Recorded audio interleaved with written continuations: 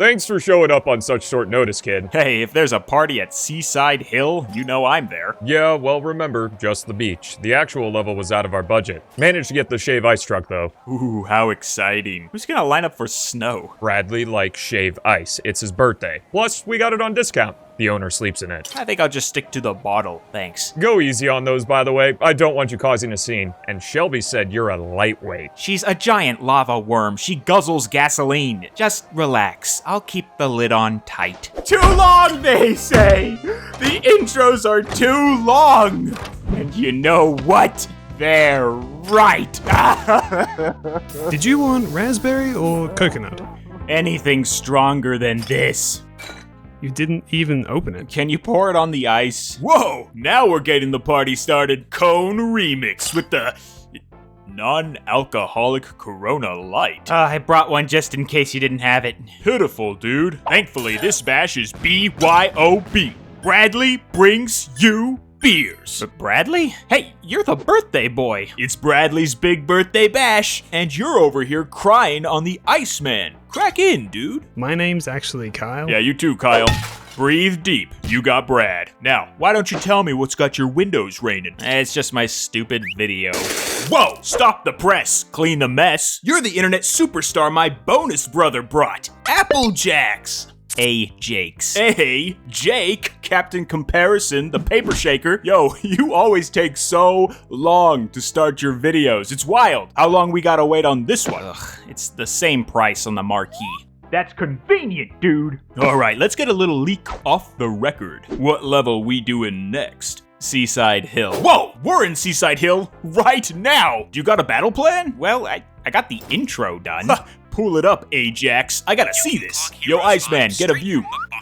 We are all smiles around here. Sonic had just wrapped up his second adventure and it was time to have some fun. This was the Happy Meal era of Sonic. Characters were squishy, shiny, and ready to be put in your mouth. We were finally going multi-platform, which meant every household of stupid little children had a shot at sending this guy off a cliff. A lot of kids were about to meet Sonic for the first time, which meant the first game up would have to ease them into some of that classic 3D Sonic action, right? No! Sonic Heroes decided to make a leap beyond left field to focus on formations, team tactics, and combat. Not alone, I mean like all that stuff within the Sonic framework. Sonic Heroes is without a doubt the weirdest Sonic game I have ever played. Sure, Sonic's been to some strange places, but he's never played like this. No one has ever played like this. I've never seen the formation mechanics of Heroes replicated anywhere else. Am I crazy? You know, we got Harvest to Stardew, Mario 64 to Hat in Time, Advance Wars to War Groove. If you like the playstyle of old, good chances are that someone reproduced that with some fresh hot indie title. But Heroes has remained Heroes forever, and I think it deserves a little respect in that regard. No one does it like you, Heroes, and I mean that. Warts and all. This game's got a lot of warts in my totally radical opinion, just now gracing the internet, but beyond the glitches and the soap on everyone's feet, I also think if you try to play this as a traditional Sonic game, you'll be banging your head against the wall. You need to engage with the formations and master their abilities to really get the most out of the level layouts, and Heroes made this as painless as possible by introducing us with one of the best levels of its entire game, Seaside Hill. This stage is nigh deceptive in how good it makes Heroes feel. Things do not move this smooth once you make it out of the city. But the Seaside is succinct. It's bright, breezy, and it doesn't take itself too seriously. It's kind of like Windmill Isle, a stage that shows you how fun it is when you're playing well. It's straightforward and clear with its branching. Plus, it's intuitive for first-time players by expanding its layout and letting you see everything. That's a big part. This is a starting level through and through, which is why I was confounded when it was chosen for generations. Really? Seaside Hill? Hang Castle, Mystic Mansion, Grand Metropolis, Egg Fleet, but no. Another level 1? Needless to say, I was not having it until I played this sucker, and boy did they give it to me. This is one of the best boost stages ever, bar none. They took the multiple formations of Heroes and translated that into multiple routes for the fastest thing alive, me. Branching paths, dynamic runways, there's even a kart racer in here, man. It's fantastic. But they didn't stop there, did they? Because there is also an Ocean Palace level in here. That's right, 2 stages in 1 remix. The Palace in Heroes is more in line with our traditional speedy structure, and the wild set pieces out in the ocean are again ripped and remixed in big, beautiful ways. The rocks, the turtles, did I mention the cart? They got the cart. Oh boy, it's so exciting. Imagine if that was the video, right? That I could just have fun and talk about the level. But we're comparing, right? And if we want to look at one generation's level, we gotta look at 4 Heroes levels. Teams Sonic, Dark, Rose, and Chaotix each take their own stroll through the seaside with their own layouts and their own mechanics. But they also parade around Ocean Palace too, which means we gotta look at 4 different hills and 4 different palaces to match up to one incredibly open and sprawling boost stage. This is absolutely gonna be our longest comparison yet, which means we're gonna save Classic Sonic's remix for another time, just so I don't do really bad things to myself and stop making videos forever. But Sonic Heroes is not remastered yet, and I hope that dates this video, which means we're playing it old style. Today we'll be inspecting the Xbox copy of Heroes running off of my Xbox 360. The FMVs are choppy and the HUD elements can pop out of their frames, but the actual gameplay of the hill runs perfectly fine. And for gens, we'll be hitting the SXSG as usual. Get hyped, because we are setting off on the summertime stage of Seaside Hill. Holy shit, Achy Jakey, that's awesome! I wish I could see it happen! Well, I actually haven't made it yet. What? Dude, but you're in Seaside Hill right now! I said that earlier! Bro, are you gonna make it today? Bro! Can a birthday Brad tag along? We can't. The boss, I mean your brother-in-law, said it's too expensive. Yeah, maybe for the whole party, but trios get in free! You just need 2 buddies. Wait! Dude, bro, dude! What? Oh, that's the plan! Dude, bro, dude! A Jake parade! The Bradley bunch! Iceman cometh! We should go in together! What about your party? Bro, the bash will bear it. We gotta make internet history, right, Iceman? I should really stay in the truck. You heard him! It's gotta happen today! My birthday demands it, bro. Come on! I guess the boss won't mind if we take a quick trip, right? Yeah! Today, the B team officially compares. See, slide, spill!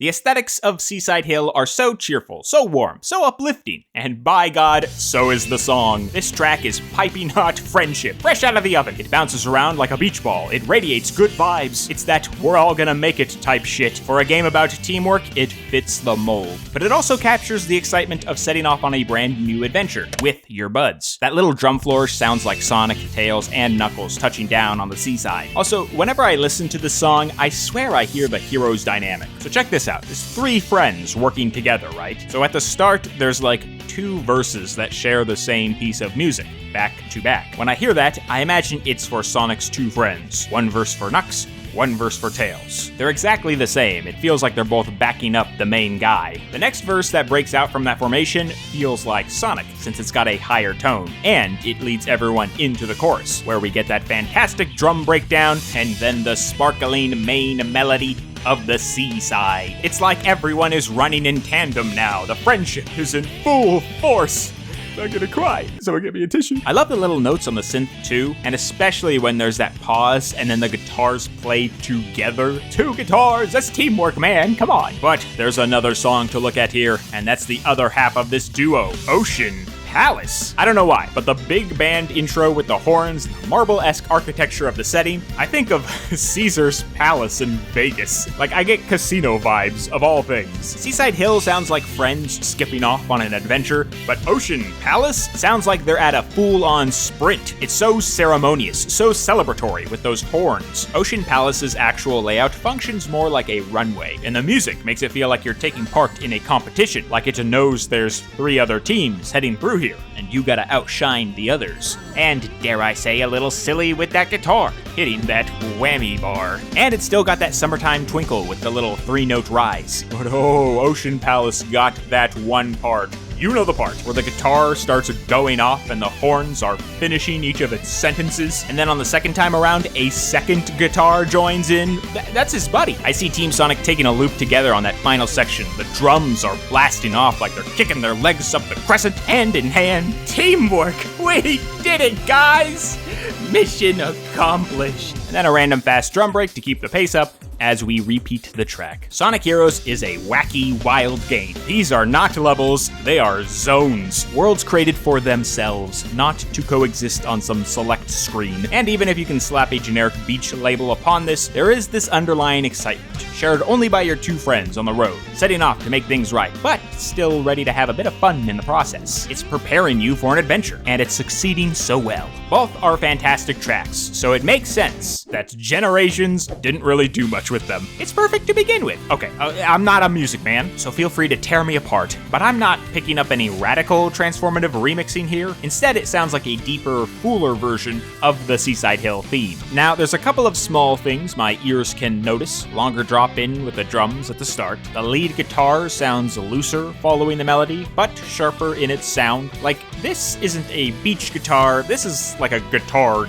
right? And I swear, I think I hear a piano in there too, but maybe that was in the original composition. I think all the pieces, regardless, are adding to that fuller sound that we're hearing. But it also sounds like a deeper, fuller version of the Ocean Palace theme. That's Generations' trick this time around. If we're using both levels, we're using both songs. And they slot together so damn well. I legitimately can't listen to the originals anymore without expecting that transition. I think Generations successfully makes both tracks feel more triumphant, and that last hurrah of Ocean Palace sounds stronger than ever. Now I want to hear every Heroes stage theme smooshed together. No other way to swing it, this is a good vibes anthem. In both games, its job is to make you smile, and get you excited to set off on a brand new adventure. So let's follow suit in this very big, very long comparison of Seaside Hill.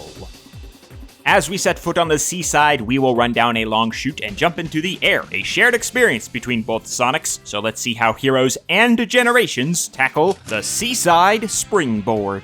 Yet again, I'm gonna go on a lot. Like seriously, there's a ton of stupid crap I want to get into, so get comfy. Sonic Heroes is the originator of the hill, so it gets first dibs on analysis. Here we go. And surprise, surprise, we got some starting cinematics this time around. Heroes will run these in-engine cutscenes whenever you visit a new pair of stages. Remember, Heroes has no hub, so they need to introduce the player to each new zany environment. Every pair of levels gets a scene at the start, except for two locales, Frog Forest and Seaside Hill, kinda. Only Team Chaotix and Team Dark begin with a cutscene at the hill. Frog Forest begins with nothing, for everyone. Rip Frog Forest. So why the division in the hill? Well, here's my theory. Every campaign runs a pre-rendered intro for each team's adventure. Team Sonic and Rose end their cutscenes running off to their objective, so it makes sense that we cut to them in the moment. Well, Amy is forced to run through Omochao first, so we'll check in with her later. Give them hell, Amy. The detectives are mission-based, so we need a quick reason for why there's a crab counter on the bottom right of our first level. It's their job. Okay, got it. Team Dark high-fives in prison, but they don't go anywhere. We fade to black on them standing still. To explain why they're suddenly on the beach, we get their little cinematic. Cool. Everyone's past the title card. Now let's see that starting shot. Team Rose doesn't spawn at the springboard, so nothing from them. As for Black and Blue, their teams get the exact same intro. Lens flare, sandy beach, big puffy clouds, and two picturesque palm trees. Summertime fun within the first frame. They open up the barriers of your road, letting each team sprint through this shaded beach before locking you in with a dash pad and sending you over some stone pillars. Shadow takes a jump because he's cool like that. Now, Team Chaotix gets the worst deal. They get the run the executable shot. All that's missing is the T-pose. The background is filled with this big, gaudy checkerboard wall, which cuts us off from the sea of Seaside Hill. But with no movement at the beginning, it also kind of communicates that the Chaotix are not the running team, they're the looking team. A point reinforced even more if you go backwards at the start, as you will find a shortcut that takes you to the end of the level. How about that? Funny to note, when you start a new game, they skip the title card opening, which means you will see this flower as you fall in. But if you play in stage select, the flower is always hidden behind the title card animation. Also, this isn't the springboard. This is like 2 checkpoints ahead. Insane eyesight vector. Premonition, this fucking guy, I can't believe. Okie dokie, everyone is finally ready to actually move their feet. Let's get to that damn set piece. But before that, we gotta mention one more thing. There is a separate Seaside adventure before this one, and that's Sonic Heroes nitty-gritty tutorial, Sea Gate. This will be like one paragraph, stay in your seats. I only bring it up because in most Sonic games, level 1 is used as the tutorial. But in Heroes, it's something you select at the title screen, or it's forced upon you if you choose Team Rose. See, they gotta deal with Omochao. This is the hard mode. Sea Gate is the most basic of tutorials. Omochao delivers you a wall of text, and you complete the action. Yap, act, repeat. Its main purpose is to onboard you to the formation mechanics of this game. The level itself could very well just be a wireframe course with the seaside vibe plastered on the walls. The music is unique though. It's a different flavor of the Hill's main theme. The guitar hums a new tune, and it keeps itself more mellow to allow Omochow to scream over it. Now, we must acknowledge Seagate because Seagate already told you what these formations do. Seaside Hill is not gonna do that. Instead, it's gonna show you how they play, which inadvertently makes it the stronger, more straightforward tutorial. Oh, what? You don't like being frozen in place every 5 seconds? With all of that settled, let's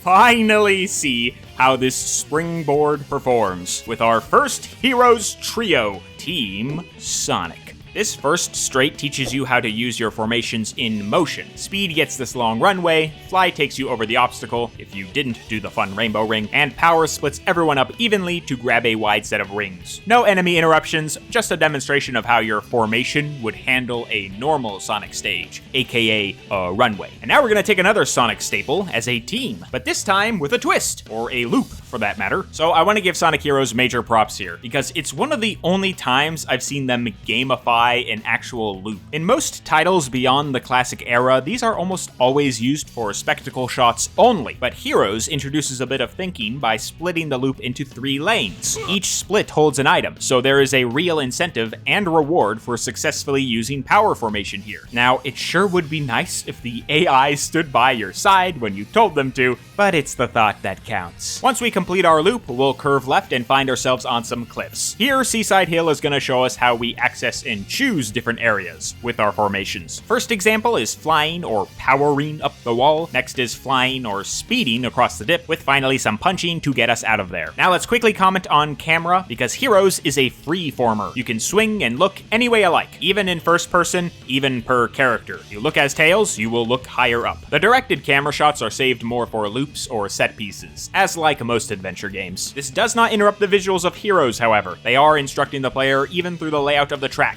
Big, thick cliffs on the left, wide, empty ocean on our right. Clear division, with this wacky white loop, our goal, standing out in this open space. They even did this earlier on the straight. We need to head to Whale Island, right? And look what's on our right. Whale Island!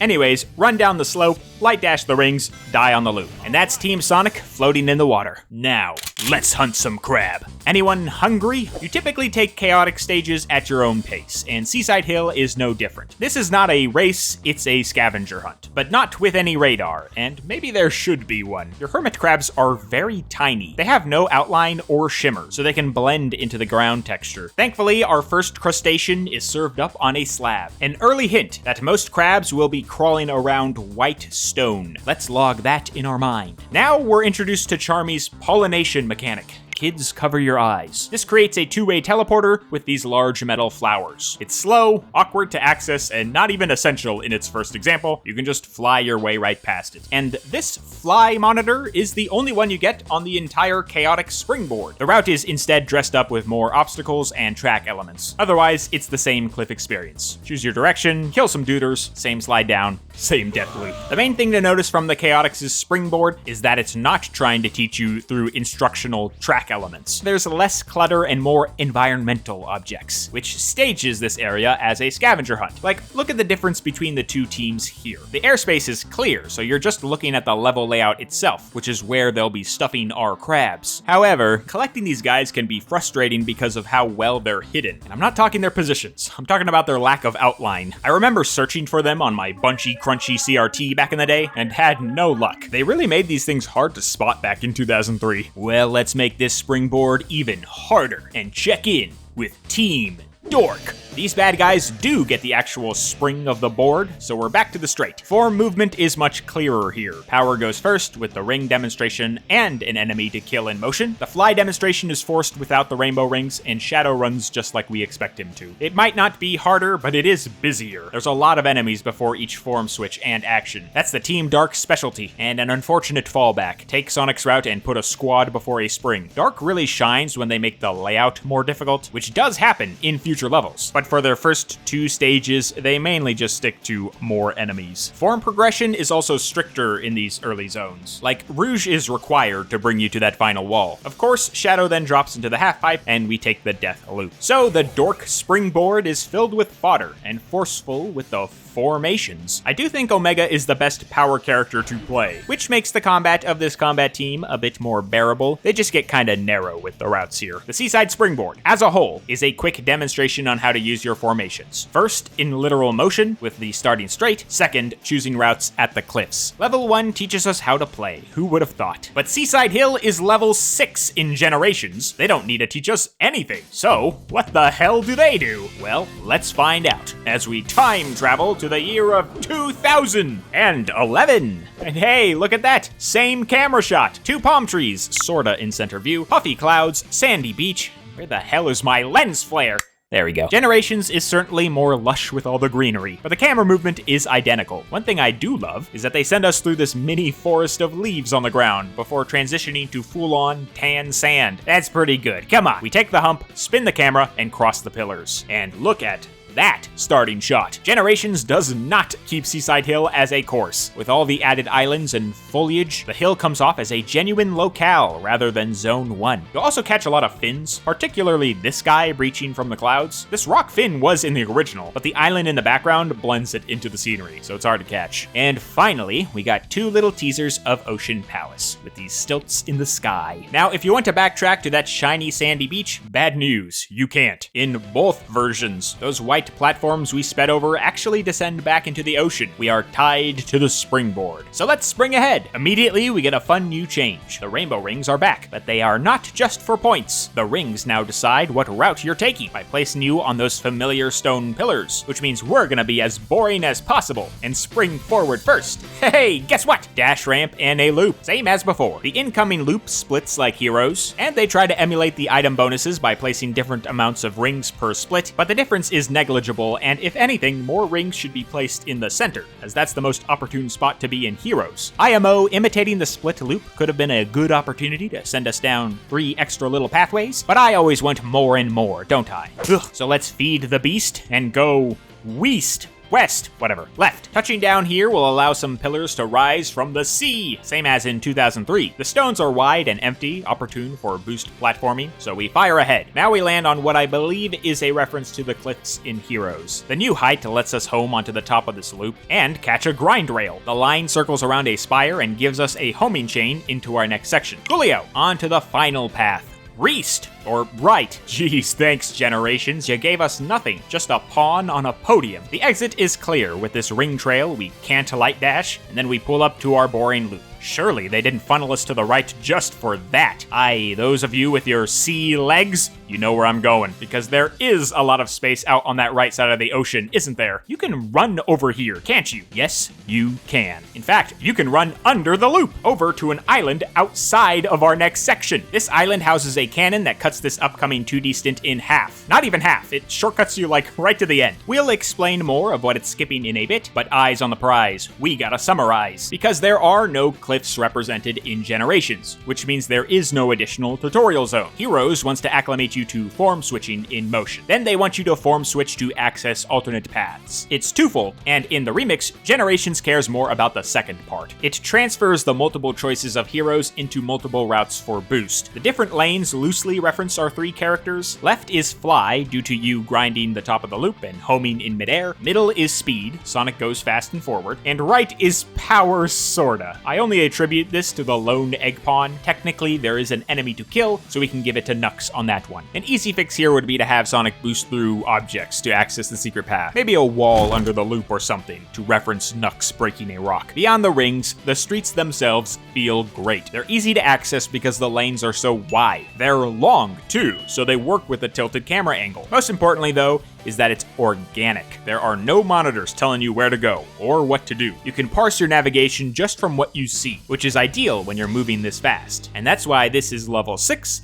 and not 1. It skips the lesson and gets right to the fun. And as for Heroes itself, our 3 teams demonstrate themselves well in their first outing. Team Sonic really ferries you along fast. The form switches are more encouraged as you tackle a lot of the routes however you please. Chaotic starts you standing still. You're meant to explore this area, and without any monitors to instruct you, the movement is up for you to solve. Finally, Team Dark is the harder enemy-focused adventure, and there are definitely robots to annihilate, but form switching is much stricter. In Seaside Hill, they want the cool crew progressing as a specific form so they meet more enemies. Combat is an easy excuse for difficulty. Perilous platforming feels more brainy in a Sonic game, but maybe a layout challenge this early could have been too much, so they saved it for the city. Even so, I believe choice is the big thing to notice at the springboard, and both games represent that. Heroes through the forms, generations through the routes. Once you spring up onto that seaside, the choice is yours. And oh my god, that was just one part of this massive level. I hope you didn't finish your meal already. We got a lot more to get through. Get a second serving, I'll allow it. Be a little bad, because this vacation is just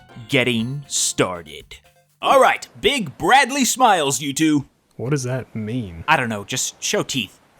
Awesome! All right, now me. That should be 40. You can pick your favorite. Hey, Iceman, you won't melt if we take a dip, right? Please don't pick me up. Bradley, how about we move on to the next set piece? Okay, but you gotta carry Iceman. Okay, it's time for our next section, Light the Fuse, because we are firing out at the coastline cannons. All right, who wants to get shot? Any takers, raise your hands. The next chunk of both of our seasides is performing in different ways, I'll be honest. However, there are some loose connections that I can drum up, dare I say, even an overall theme. But to understand that, we gotta get looking with the Sonic Knuckles and Tails of the past. In Sonic Heroes, after our split loop, we jump between two crescent mountains and two orcas trace the shape, which is really cool if we could see it, but they trigger early and the camera is more focused on our landing zone. This pair of islands. These islands are unusually wide for what they offer. You get the sense that they want us to explore for items, but the track elements throw you more towards the air, with none other than the cannon. And I'm shooting everyone. The cannon switches position depending on who goes in. Fly goes up, speed goes forward, and most importantly, power lets you fire yourself, which opens up a lot of opportunities to funnel us down secret alt routes. But Heroes rarely pounces upon this in the hill. Power will instantly aim you at where they want you to shoot, offering only destructibles and items for your own target practice. Nice thing about our first cannon is they all lead to respective power cores. If you finish the chain they fire you towards with the character you entered the cannon with, you'll level up that character. Island 2 gives more credence to exploration, but we'll see it utilized much more with the other teams. Team Sonic's layout instead likes to push you forward, like a Sonic would. A set of rising pillars flies us up, and now we get some Sonic racing. Coast worlds. I don't know. The cart is no chore to steer, and the roadway is narrow enough to just thumbstick into the items. Funny thing is, you can actually turn around and walk the course when you're done. Pick up all that crap you missed, but there's nothing else to find. The cannon coastline continues the tutorial tradition, this time mainly with track elements. It's the cannon you see, as well as the cart, introduced in a safe environment so it doesn't muck with your momentum. However, the beaches are underutilized by the blue guy for being so wide, so we gotta see how everyone else takes it. Before we check in with the mean green crocodile, let's tackle something light and airy first. Of course they're waiting on the beach. Didn't you see the cutscene? Amy's still double fisting those Mai Tais. One thing you won't see is a starting cinematic. As I mentioned before, these guys just plop down on the shoreline and run past our screen. So if you thought the monitors were a little much on Team Sonic, get ready for the surveillance state of Team Rose. And even with all the flashing signs and formation change gates, you can finish this section as basically anyone. The pace is slow with the Rosers, and there's a lot of waiting for routes to even deploy. But they did fill out more of Island 2. Now that exploration aspect is becoming more of an option. There's things to find, like our one and only power core tucked below the ending pillars. That's right, the balloons give you rings because there is no cannon to use here, which means there are no routes to access, which means Team Rose's coastline is a tad dull for my taste. So let's ratchet up the thrill and get racing. Every item is now a big puffy balloon, so you just roll through with your eyes closed, crank up that radio, and pick up what you can before you crash into this wall. No more Mai Tais for you, Miss Rose. Now let's hear that alphabet backwards. Whatever. The Rose Nation's coastline crawl is slow, staggered, and lacks any choice with your routes ripped out. However, with the brakes pumped, we are invited to explore more with arcing ring trails and wooden boxes. Otherwise, it's a safe and simple stroll.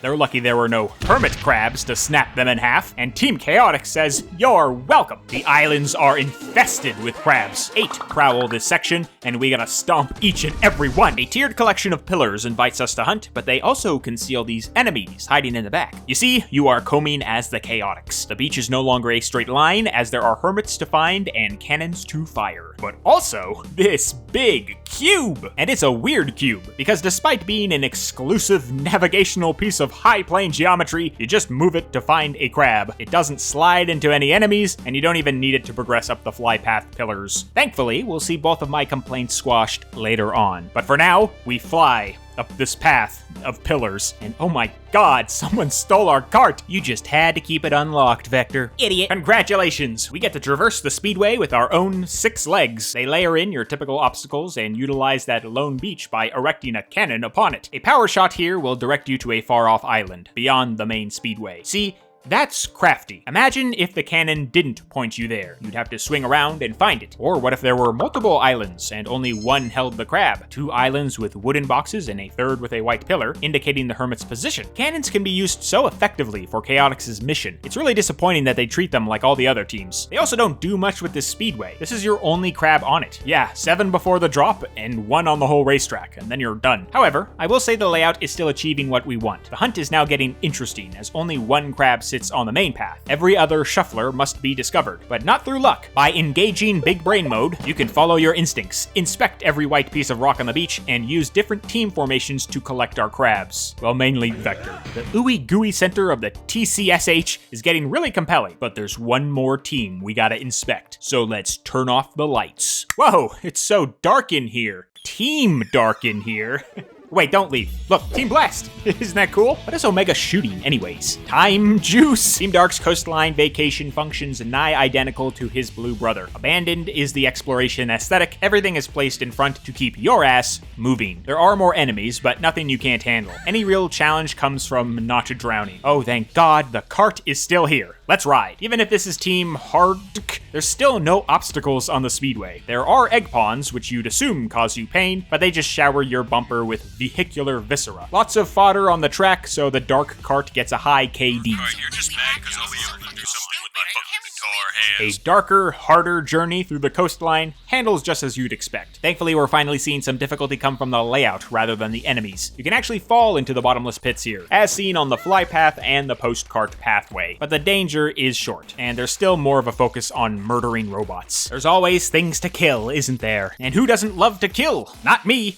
I don't not love to kill. Are you following along? Stop, don't leave. I want to talk more sand. If you leave, I'll kill you! Aw, beans. A 2D section this early? Oh, wait, shit. On to generations. Ah, fuck. A 2D section this early? Well, hold your horses there, me, because this one ain't too bad. Not only does it allow for some quick traversal with boosts and homes, it also has a lot of shortcuts to finish it fast. So let's begin with the most basic, the long cut, aka the normal route. After taking the split loop, the camera will flatten Sonic to the background and slope us up so fast we bonk into this thing. So fast we run over water. The pillars can't even catch up to make your path, but if you give them time, you might notice they don't create a land bridge. They create steps. This lets you access a homing chain to a higher goalpost, which is where our left route would have led us from the springboard. 2 rising pillars will keep us going, and these pillars can also be accessed from the springboard's right path, if you didn't go in the super fast, very helpful convenience cannon. Hey, maybe you just want to climb yourself, which we will do right now. And things are gonna get busy. Not mechanically, you're just wall jumping and moving across flat platforms, but the 2D environment is starting to show a lot of holes, both in the physical layout and in the background. You might feel overwhelmed, but big angry arrows will calm you down. Following the angry arrows will take you down our normal route. Lots of hopping on walls and over slabs. Some hopping can be cut short by actually sliding under the spike trap. That's what this line of egg pawns is from, if you're ever curious. And with an opportune air dash, you can even snag a cannon in the center here to save some seconds. Things go 3D when you get closer to the end. This interior here will have you bouncing up twice, and this is where I think Generations' great lighting gets in the way of itself. It's so bright at the seaside that when things get shaded, the contrast is extreme, and it gets really hard to see within the level. Seaside Hill falls into this problem a lot. It regrettably mutes the fun color palette the hill is carrying. It can also make traversal hard. Like, look at our exit spring. That thing is not red. It's like brown at this range, which is why I believe they put the egg pawn here. Homing into him will allow the bright green reticule to connect with the spring in the background. And boom! Back to the sun. Otherwise, we got 2 more cannons to take us to the end. You never get to aim these cannons, do you? Seaside Hill in Gens is such an expansive, open level. I would have loved if we got to use our own targeting with the cannons to maybe find our own shortcuts in the map. Anyways, hey, we made it. But there's always another path. There's always another lighthouse. It's the ocean. Let's reverse back, break the rules, and disregard the arrows. The rest of this coastline is boost applicable. You will fly up big heights and access areas beyond the arrows, like this little room off to the right, with rings and nothing else. Heading further left will get you to a rainbow ring, which completes the top shortcut with some snappy wall jumps. That's a fast path, ain't it? But there's one even faster, even fastest, and it's one we've already seen. Remember when we ran under that loop? That cannon launches high up into the rainbow ring by the spinners. All of that skipped, because you can walk on water. Incredible. But hey, that's a lot of 2D. What the hell is it doing? I'm shocked they gave us so much thick, compressed 2D within like the first 20 seconds. But it's not awful. That's because if the player is aiming high for the most part, they can jump over a majority of the obstacles. There's a lot of room to home into targets, and doing some lucky boosts doesn't punish you more than just dropping you to the floor. Aesthetically, however, it's a little too much palace too early. You lose that large, playful checkerboard pattern behind the pillars and the lighting. More hard angles and less fun colors do not do the sideways section any favors. Thankfully, all the bright red of the track elements keeps us centered. Plus, the gaps in the actual geometry help coax the player into new routes. Multiple layers are visible at all times, so exploring is presented as a legitimate option within this maze. And that is why I paired it up with heroes, because the beaches there also reward exploration. It's a little lost on half the heroes teams, but Team Sonic and Dark still chase specific routes to earn prizes. It's way more apparent with Rose and especially Chaotix. You really get to walk around those beaches, smashing objects and enemies, a requirement for the green team, but Rose still offers bonuses for players searching around the island, like that fly power core hidden within the pillar path. And there is a similar sense in gens, as ignoring the obvious arrows, jumping and boosting up walls and over platforms will often get you to faster shortcuts. Plus, the big kicker, and my easiest comparison, they both got big canyons and rising pillars. Thank you, visuals. Also, fantastic pairing with the springboard's right path. Running under the loop, taking the secret cannon, they get egregious with this angle here, showing you so much of what you're skipping. It feels awesome. So the coastline might seem large in both games, but if you search around a bit, you might find a fast or rewarding path, or a big giant cannon that shoots you across the level. Hell yeah. Alright, Iceman, let her rip! I don't think that's such a good idea. Finally! I've been calling you forever. Where are you? And where's Brad? Seaside Hill? You took my brother-in-law into the level? To be honest, he kinda took me.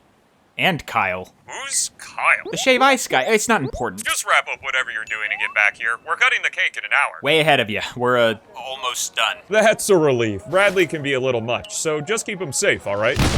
What was that? I gotta go.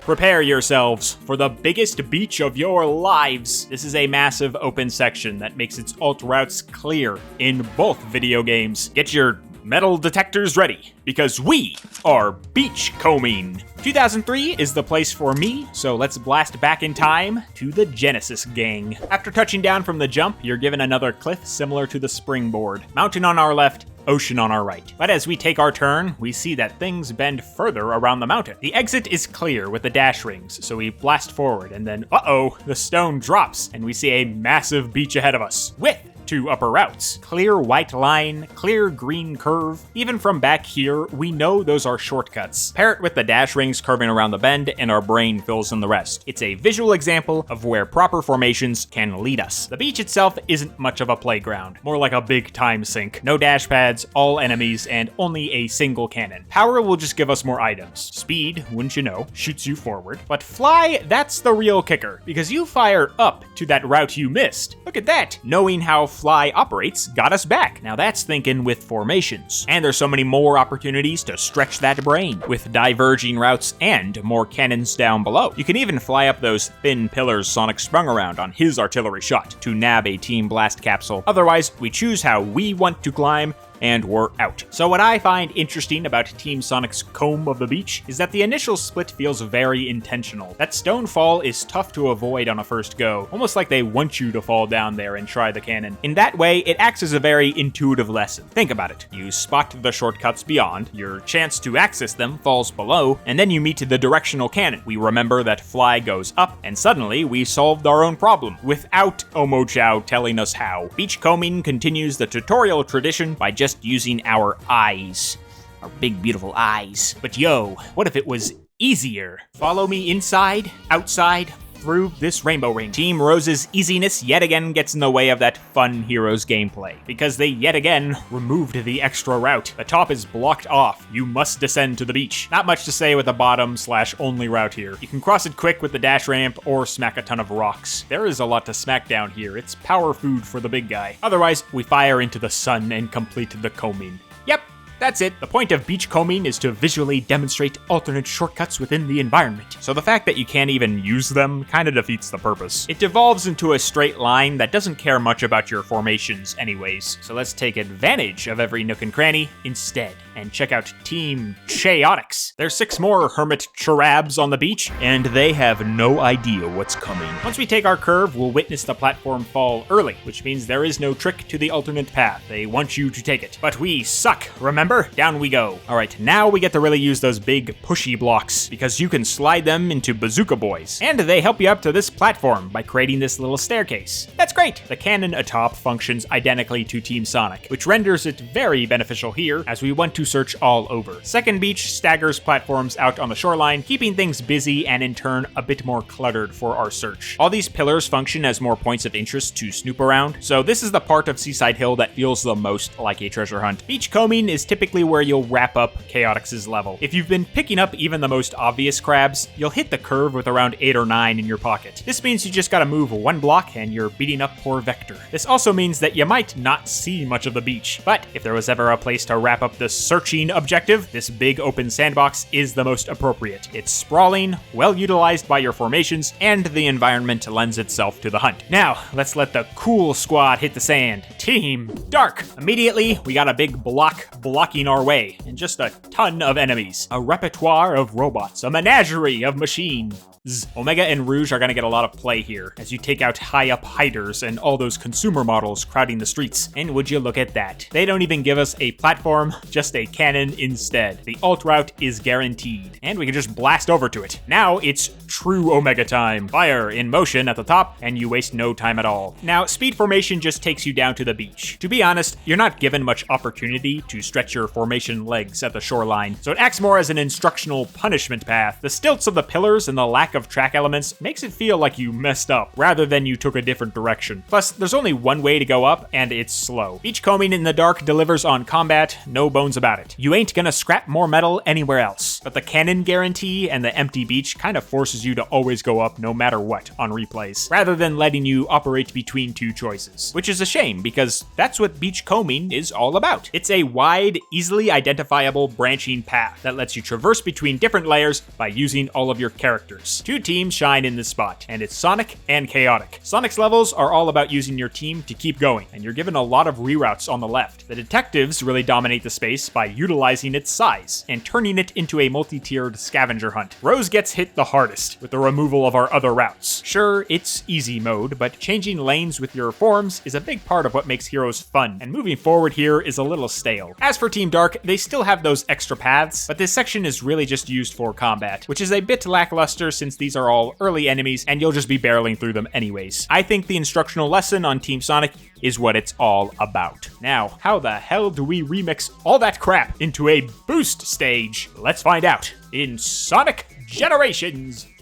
So we made it out of that second dimension. We got a big ramp descending into darkness. Now this is some shade that I like, because it pairs wonderfully with the next beautiful blue reveal. Dark tight corridor, boom. Big happy sky, green plants, cumulus clouds, endless ocean, not a rock in sight, and lordy lord, a rainbow. And just when you thought it couldn't get any better, 2 killer whales arc right over your road. Now before we continue down the road, one last odd observation. You can fall onto the landmass holding up our big shaded ramp. They even put wide springs there to help you back on the bridge. What's even weirder is that there are 2 lines of rings under the ramp, on the water, and you can light dash them. This kills you, by the way. You can't speed through the stone supports. I try to see if these were remnants from a challenge gate, like in Crisis City, but I don't think any bonus acts take you past the ramp. It's so odd, and if someone has an answer, please tell me. But I got more yapping for you. so listen closely. Beachcombing in Gens has the same structure as Heroes. Big left wall with routes on the bottom and the top. Let's check out the bottom first by missing our rainbow ring and falling to the beach. If you did not go right at the springboard, this is your first water running section in Seaside Hill. And if you thought Cool Edge was being nice,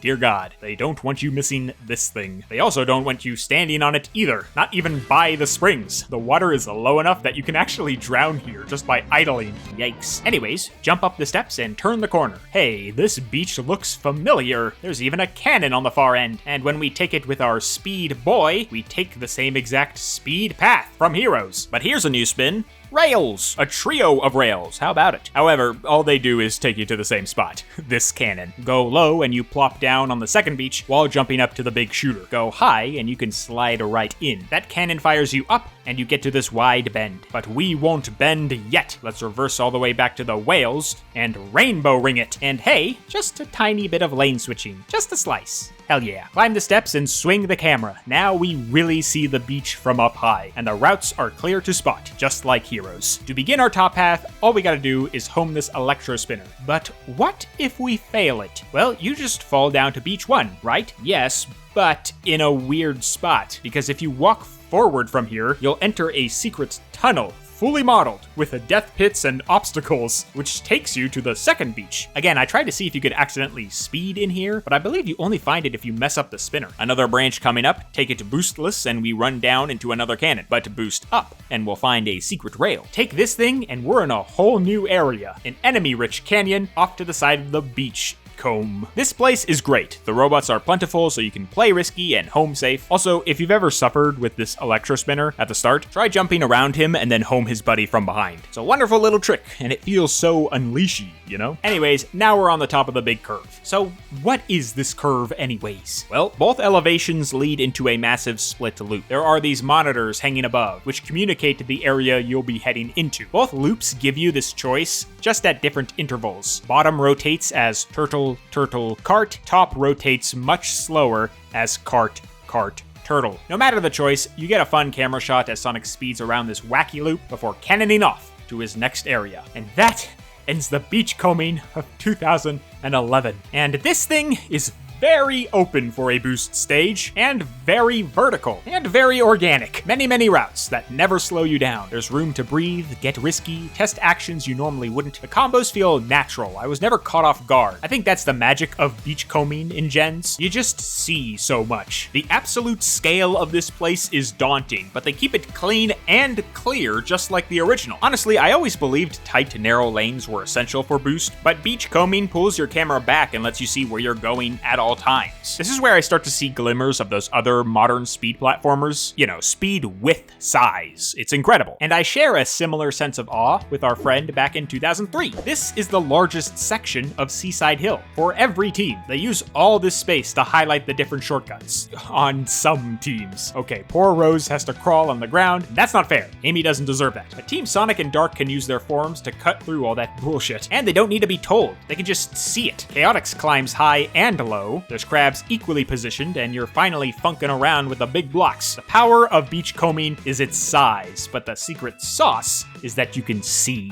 so much. In Heroes and Generations, you see the layout and plan accordingly. There are no wrong routes here, just flavors of the week. The beach keeps things massive, but most importantly, clear. And both titles utilize this to keep the action going. I love it. Who knew scale was gonna win me over in both games? Well, probably everyone. But we're not done yet, because there's still so much more to see. We are 3 set pieces in, people. If you're feeling tired, good news, this next part is quick. It's just like a single straight path. I was gonna call it White Marble Road, but that sounds stupid. So let me spin you a yarn on White Boy Way. What the hell? They already put up a Cracker Barrel. Okay, this is a pretty empty section for me to focus on, but it's kind of just sitting there and we need to get to the next go-kart. So let's speed run the White Marble Road, White Boy Way. Save me, Sonic! They're looking at me. Hey, weird question. Anyone else notice the giant Quetzalcoatlus floating around? Who are you? Anyways, many platforms and pillars rise from the ocean. Despite the abundance, none have anything on them except for our main path. And that just takes a bit of thunder shooting. Next, we'll cross another split loop and soon run into a tunnel. So, slope down and you enter this large arena with a cannon. The enemies won't give you much trouble and all the cannon formations work. Anywho, we're out.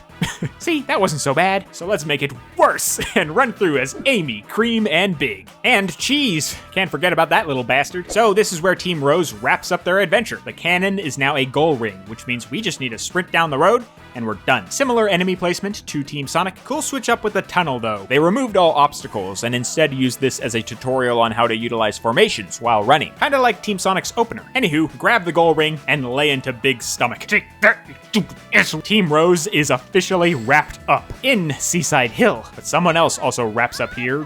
Kinda. So let's check in with the Chaotix. Believe it or not, the detectives have no crustacean-shaped goal ring. Damn it. The stage completes when you find 10 hermit crabs. There are 20 within the level, so you probably already got your 10 on the beach. Most players aren't gonna see this final area, and there's not much to it. The Chaotix only get that first wide platform. After that, they're blocked off from the rest of the hill. A single hermit crab resides here, so this is the end of the line for these guys. But if you don't have enough crabs, you don't need to go backwards, because this flower at the end teleports you right back to the start of the level. They have a handy looping mechanic here for the scavenger hunt. White Marble Road, or White Boy Way, folks. Straight and simple. And you know me, I gotta talk about every single straight and simple thing, or else my bomb collar explodes. Anyways, a full platter of crab means the Chaotix are officially done with Seaside Hill. Now, on to Team Shadow.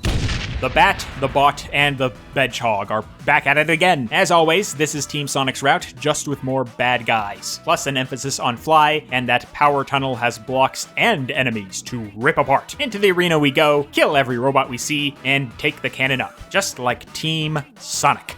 Alright, I got no more grand sweeping statements to pull out of my ass, and that is White Marble White Boy Way Road. I'm not coloring that one. Oh, hell yeah, man! You didn't tell me they got bicycles here! It's a cart, Bradley. It's the Brad bus, bro. All aboard. How do you even drive this thing? It needs 3 people to run. I'm looking at 3 people right now. A, B, C. What? Adam, Brad, Kyle. Come on, let's roll. All right, I'll steer. Kyle, you curl up into a ball.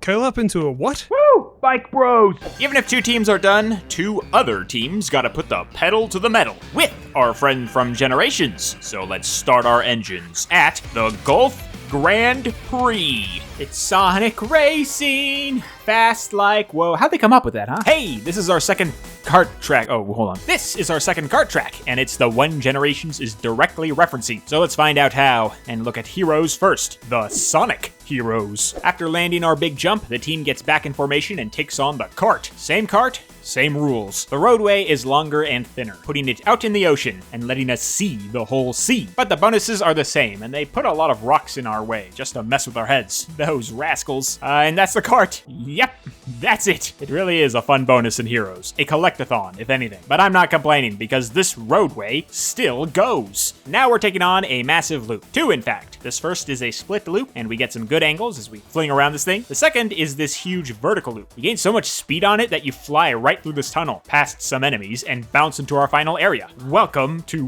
Whale Island, home of the Team Blast. The arena itself is easily managed, unfortunately. This is not a fleet of robots. You've killed groupings like this before. Now, if they doubled the amount of egg pawns, placed them in a circle, and sent them inwards, this would be a much more effective demonstration of Team Blast. The goal ring lies ahead. But what the hell is this hole? An odd hole. If you jump down, you just pop a balloon and fly straight back up. Seems like a useless detour, but this thing is actually a shortcut, and it's hard to get to. Remember all that speed we got from the vertical loop? Well, if we jump as Tails before our second slope, the speed will carry us over to an opening in the ceiling, fly up into this thing, and we pop out of that odd hole, which skips the arena entirely. It's tricky to nail, but it can save you a lot of time. And that's the Gulf Grand Prix done. And Team Sonic finished in Seaside Hill. On to the last team. Team Shadow. Shadow. Since we use Sonic's route, we also use Sonic's cart. Left it unlocked, moron. We know Shadow has his license, which means Omega is driving, and Rouge is doing this. Now, this is the best kart track in Seaside Hill, because it actually has an obstacle. Look, there it goes. Bye. In future stages, hitting too many hazards can knock everyone off the ride. Would have been nice to see here, but hey, level 1, right? After that, we get our 2 fun loops and a forced detour into the ceiling. Now, this is the enemy positioning we want to see on Team Sonic. The robots are a surprise when you get that hard cut, and they got you at all angles, which encourages the Team Blast move to quickly get rid of them. But no blast is guaranteed for the Darkners, and you can just annihilate them as Omega. Anyways, Team Dark has granded the pre. Pop the bottles, because that is all of Seaside Hill in 2003. But we also cart our ass around 8 years later, and man, is it different. Just kidding, it's very similar. Except this time, the track is wide, which means they can put those spike balls far away from you, so you don't have to run into them.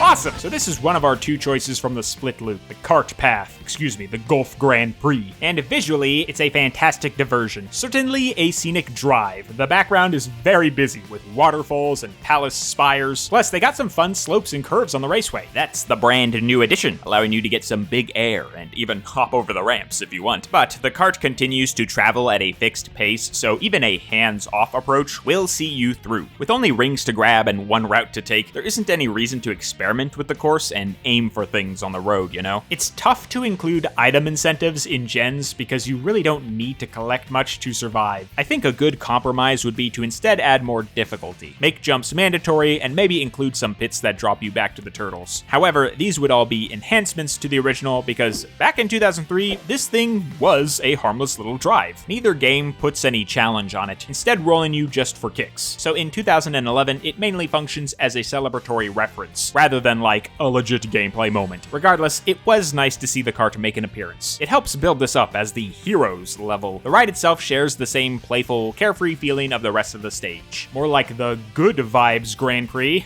Am I right? Also, it should have said past when you blew that thing up. Come on! And just to speak on the rest of 2003, they continue the fun by following it up with 2 loops before our Team Blast ending. The arena could have been a bit more perilous to encourage the move, but this is our first stage, so I don't blame them. The finale is as lightweight as the ride, so they work in balance. But with Team Sonic posing on the mound, every team has finally wrapped up Heroes Level 1. And that is Seaside Hill. No, dude, we are Seaside Hill. What's next, Jake and Bake? Next up is Ocean Palace. But I can handle that one myself. Bro, no! We can't break the Brad Brigade. Kyle would flip out. Actually, I'd be fine with not. Just a second. Kid, we're running out of time. Where the hell are you? Hey, boss man! Bradley's got something to say to you. Wait, I didn't say it. God, I had something so good. What were you gonna say? No! I was gonna say no. Alright, I gotta finish this comparison. If you two really wanna come along... We gotta put in the work. I hear you, Jakeinator. I'll row the boat. Iceman, you man the harpoon. Let's do this! I'll be honest, I don't know how to get back. I mean, we're on an island! I know. Let's just go. Heroes Act 1 is complete, but Gen's level 6 still goes, and we need to check in with the next 03 stage. Is that making sense? If we want to understand what Generations is doing. So it's time to bring the bands back together and visit Ocean Palace. So Ocean Palace is an interesting level because it does not care about teaching you anything. Instead, this thing is like a single road obstacle course. And even our starting shot implies this. Ocean Palace is not this wide gargantuan castle on the water. It looks like a roadway, not a building. And the rainbow seems to point to its end. It also sticks out a bit in the ocean, hanging on the right side of our screen rather than staying in the center. Team Sonic and Dark share this shot, but just like the hill, Chaotix and Rose spawn in a little further with tracking shots for their respective intros. Rose's in particular makes this place feel a lot bigger than it is, because we gaze from below. But both teams aren't missing much. Teams S and D have a fun loop to take before getting in sync with the rest of the squad. Now that everyone can move forward together, let's get in step with them on the Stiletto Sea Wall. Stiletto with the high stilts, like the palace. I'm trying, man. As I said, this road is long and straight, and everyone takes it. But how they take it is very similar. Okay, there's actually meat on this bone, I promise, as the layout is switching things up here. So, I need that blue right now. Let's get into it. It's time for Sonic and Friends, my favorite TikTok show. Is that on TikTok? Ocean Palace is the place to practice your power movement. By that, I mean hitting enemies while in motion. Lots of power characters pause before they swing, all except for Nux and Omega. And these two brutes get an incredibly handy move that lets the rest of their team orbit their position and smash obstacles even in motion. This is called the fireball jump, and it's like 50% of the reason I actually enjoy playing these two levels. Power is required a lot to break obstacles, but fireball jump lets you clear the path without stopping, except for the doors. You gotta punch those. You'll also encounter these big fans that let you triangle dive and hold hands with your best buds. This is another trick you can use while moving, so again, it's a power world in this palace. Eventually, you'll hit our first split, and this one's funky. Bottom route is a speed shoot, not much of a problem. Now the upper path, that's where the funk resides. This thing is like a thin little raceway. You use your fly type to dodge spike balls and grab rings. There's also dash rings to make you go faster, but you're already moving fast anyways. Why break the motion? It's so odd to place this in the layout, but the final slope holds a balloon for your efforts, so the benefits be there. Anyways, punch a door, and that's the seawall. Pretty fast, right? That's because it's very straightforward. Most of your moves are tied to one formation type, and even the split is inconsequential. Like I said, Ocean Palace is much more of a course. Much more of a traditional Sonic level, where going forward fast is the main objective. But my objective is to find whatever, the Chow with my partners in crime,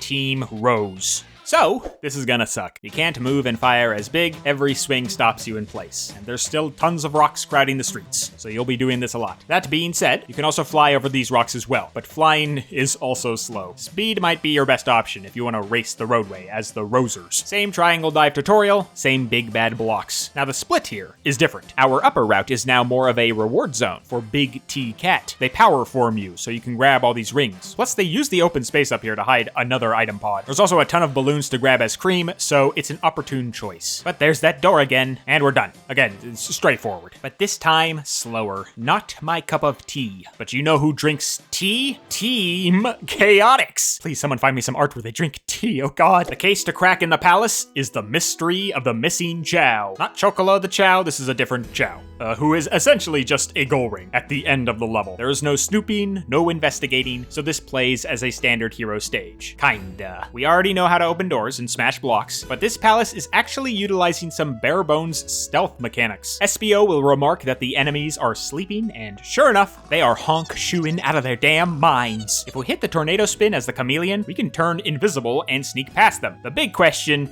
is why. Your power attack will handle them perfectly fine, and these aren't exactly scary enemies you need to avoid. They're the same Spike Bros as before. We'll see this stealth implemented better later on, but for now, open doors, smash blocks. Our split is nearly identical to Sonic's, with maybe a few more blocks on the speed route, but also some pawns with shields. Suddenly, the upper path seems like a safer option, a safe cut, if you will. Our ending has a couple more dudes guarding the door, now punch that door. Punch it! With a simple objective in the stiletto seawall, we just go forward. Not too bad. But we like bad, don't we? Let's get real bad and check out Team Dark. Annihilating, charging, and firing is very fun as Omega, and since this runway is set up for power, well, we're gonna be killing a lot. The increase in enemies is apparent, and yet again, Team Dark pulls the strange move of reducing formation changes to simplify the course. With almost all teams, you go speed to dodge the falling monuments, but for Dark, nothing collapses in this first area. It's disappointing as the monuments are a perfect opportunity for difficulty through layout. You could force players under them, make them fall faster, or just put more on the lane, but instead, it's a robot rampage, similar to the Seaside. We gotta get you guys to Metropolis. Anyways, it's the split. Why don't we try up there? I'll tell you why, there's nothing up there. Our obstacle course is devoid of balls, just filled with bots. The bottom can also be cleared with ease as Omega. This whole level can be cleared with ease as Omega. Ocean Palace, more like Omega Palace.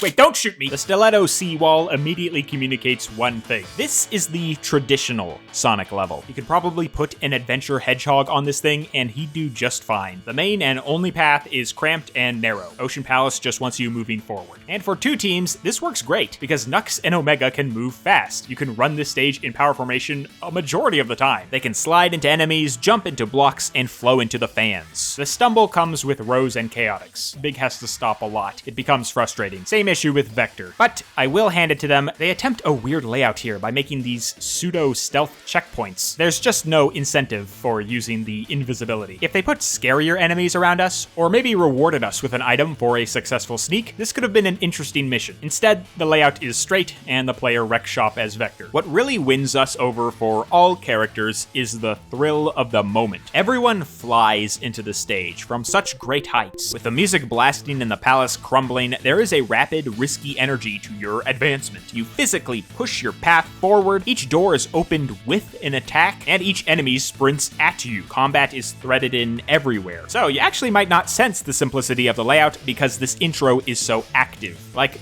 does anyone think of Ocean Palace as a straight line? No, because the intro is so bombastic. That's the power of the vibe, baby. The stiletto seawall submerges us in the moment and tells us that Ocean Palace is aggressive. Every character is poised to kick down the door and venture deeper into the palace. Motorboat Brad is running at full power. Iceman, how's that harpoon? Bradley, I really don't think there's any sea monsters out here. Iceman, no! When you lose faith, that's when they come for you. Brad, don't be ridiculous. There's no...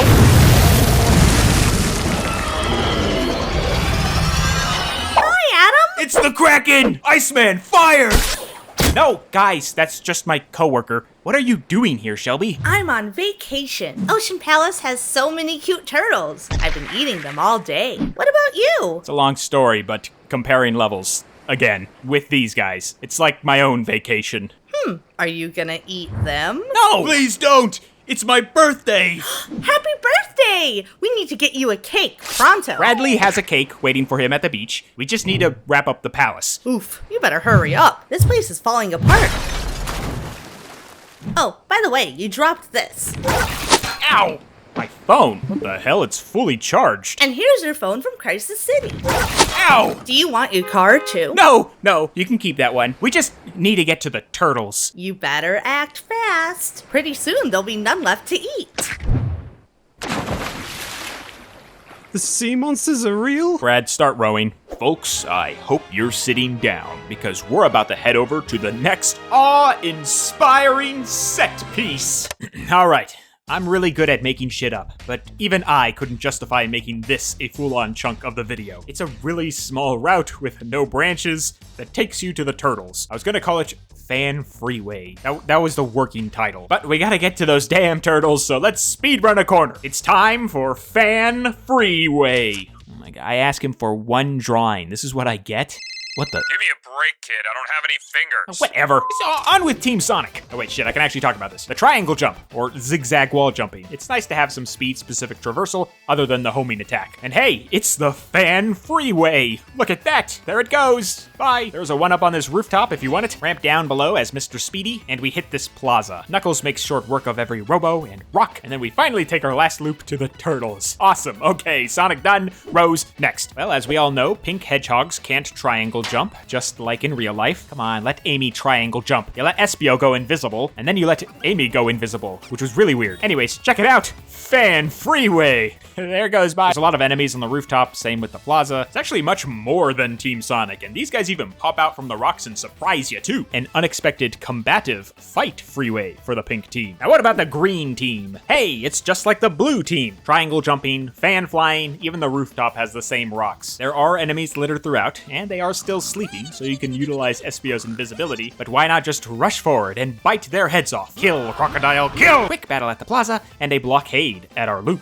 What? That's right, Team Chaotix does not get to meet the turtles. Instead, they teleport right past them with this flower. We will see where they go later. But TCD? Now TD. Arc. Team Dark. Let me tell ya, this hedgehog triangle jumps, and this robot triangle dives. More enemies, less fans, you know the drill. Hi Fan Freeway, bye Fan Freeway. Break some rocks, murder the consumer models, get my ass to those turtles. So, as you can see, the Fan Freeway allows progressive form switching, which enhances your movement and engages with the track elements to progress you to the movement in the navigation lane. This is how I imagine I sound sometimes. What can I say? It's a corner with fans, the Fan Freeway. Hey, let's keep moving to an actual set piece. Probably the most recognizable from Ocean Palace. You can't forget these guys, so let's say hello to Turtle Traversal. Good news, they remastered the turtles. Took a bit of experimentation with the runoff from that cosmetics factory, but we think we made something close to a turtle. Just don't touch it. Older brother goes first, so let's check in with Team Sonic in Sonic Heroes.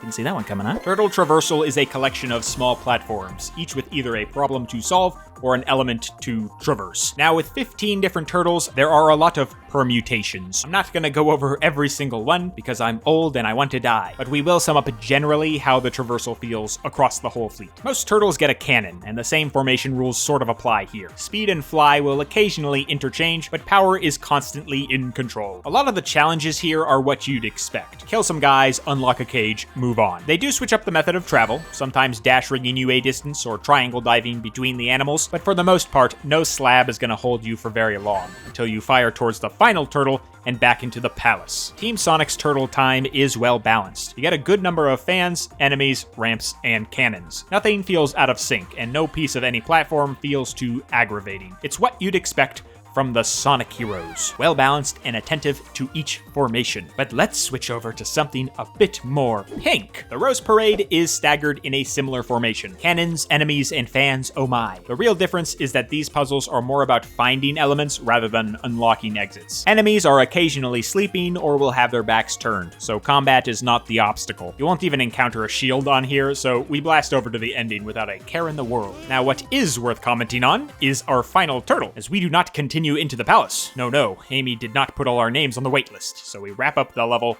here. We're set to bully Big's belly and collect our A rank. A Rose victory is short and sweet, but for being strung along so much in both acts, it's nice to see them finally offer some legitimate choice for the easy team. This is probably the most route switching you'll get for them, so enjoy it while it lasts. Anywho, that is Team Rose, wiped off the face of the earth. Or level. The detectives don't meet the turtles. Remember, they just teleport right past them. So the last remaining teamer is the darkest of them all. Team Dark. By God, these turtles are infested with robots, and our job is to scrape them off. The enemies aren't exactly tougher, there's just more of them. You'll keep encountering the shields, but this is something even Team Sonic dealt with, so the hardness of Team Darkness is measured more on the time spent killing. Otherwise, it's what we know and love. Cannons, enemies, but no fans. Yeah, that's the big switch up here. There's a lot of fanless fly progression. Just look to the skies. The airspace is covered in dash rings, which makes Rouge a more viable option for traversal. Fire at the shells, cannon forward, and on to the palace. So I kind of sped through those teams, didn't I? Well, that's because the Turtles and Heroes provide lots of experimentation, but zero planning. This is not a maze. It's more a collection of fun arenas with specific form solutions. There's no question of progression. They all lead to the same turtle. Now, a row of 3 turtles at the finish could have forced us to make specific choices. Imagine if each turtle at the end moved you to a different route within the next area. Like, I should work on the left side of the fleet because the left turtle at the end has maybe a couple balloons I could see from here, or maybe a grind rail I see going over the palace. Hell, maybe each is tied to a formation. Fly Turtle has dash rings, Speed has a loop, Power has enemies, just some sort of variance at the end. But oh, this ideas guy is off track, because the point of the turtles instead is for fast, focused fun. Solve a problem and move on. And I still find this engaging. I love the little form-specific goals of each area. It's nice practice for each of your crew members, and none were too crowded for combat, even with Team Dark. Above all, though, you can't beat that aesthetic. The horizon is flat. You are stranded out on that sparkling sea. It's the only time in both levels where you feel like you're out in the ocean. It's no wonder they brought this back in Generations. Let's check in with Gens and see how they remixed a turtle in the future. Oh god, guys. I'm gonna be sick. Turtle time! This is the other choice on our split loop, and supposedly it's the slower option, but with a bit of fast feet action, ugh. You can fly right over these shell heads. So let's drop down and stare down the barrel of 2 routes. Both effectively get you to the same area, but there are options to change your ending elevation mid-run. Right side is dash rings and cannons. Dash with the rings and you'll eventually hit this collection of platforms with springs. Take the cannon and you'll land close to a grind rail. Here's the funny part. They both lead you to the same landmass. They just go opposite directions around this spire. Your real brainy escape comes from the single dash ramp on the springy path. Boost into this thing and you fly into the top route. But Before we go mountaineering, let's inspect our left-hand turtles. Will you look at that? It's the big fan. But since we have no friends, we're not allowed on it, and we instead hang right. Uh-oh, we're back to where the cannon shot us. Okay, fine, cops aren't looking.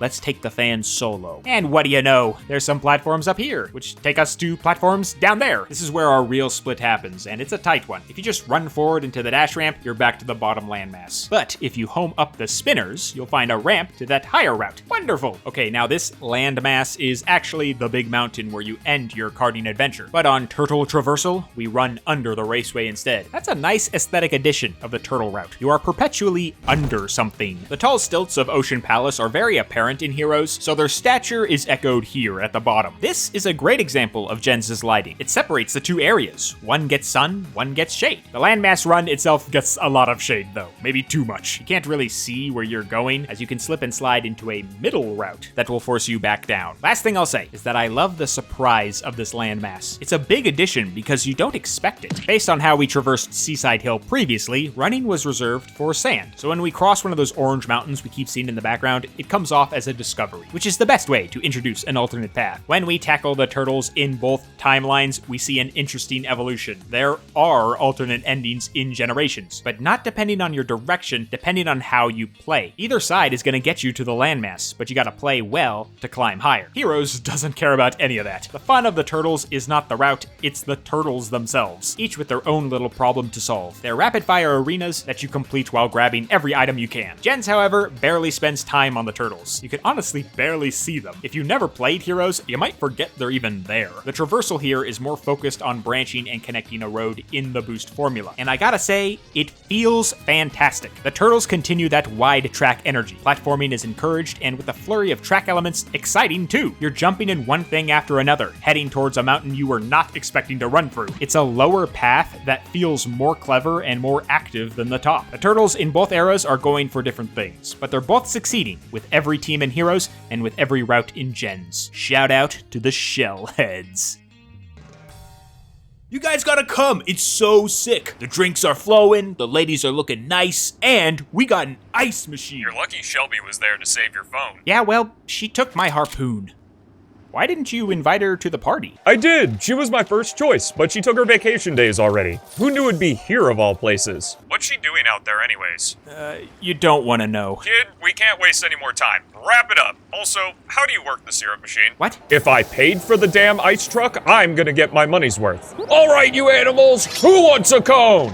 Up next is another shared experience, a little loose. Please don't roll your eyes. Instead, keep them on the prize. The prize of Portside Palace. This section is short in both games, so of course I had to make it long. The navigation is very similar, so I wanted to combine them together. First, let's inspect the past and start with the Team Sonic. We just stunted on a bunch of turtles and are now deeper within the palace. The goal of this section is to just climb to the top and transition out. There is not much to teach here. We are mainly using our formations to progress and to combat. We are finally integrating some branching, form-specific paths. Even if our time is short, it's nice to actually balance all three forms in movement. Power punches and dives, fly can shortcut us, and speed even gets to unlock a handy shortcut. This is the type of Heroes layout that I enjoy, because everyone participates, aka good form progression. Finally, I put a label on that stupid term I made up. Since Team Rose finished with the turtles, we got Team Chaotix teleporting in. Before we move forward, look at this enemy formation. Now this is the only time in Ocean Palace where Espio's invisibility is warranted, because you got iron-shielded Egg Knights and Bazooka Boys on high planes. They can easily mess you up when you're below them, so sneaking past seems like the best option. Sadly, the game tells you to smash, and I doubt most players are experimenting with the hold on a second, let's not do combat button, so it devolves into a generic kill room for Vector. As we move forward to the fan, you might notice that this is the second half of the palace climb. We warped in right by where Team Sonic finished, which means we fly up that fun set of fans and bust that Chow out of jail. Mission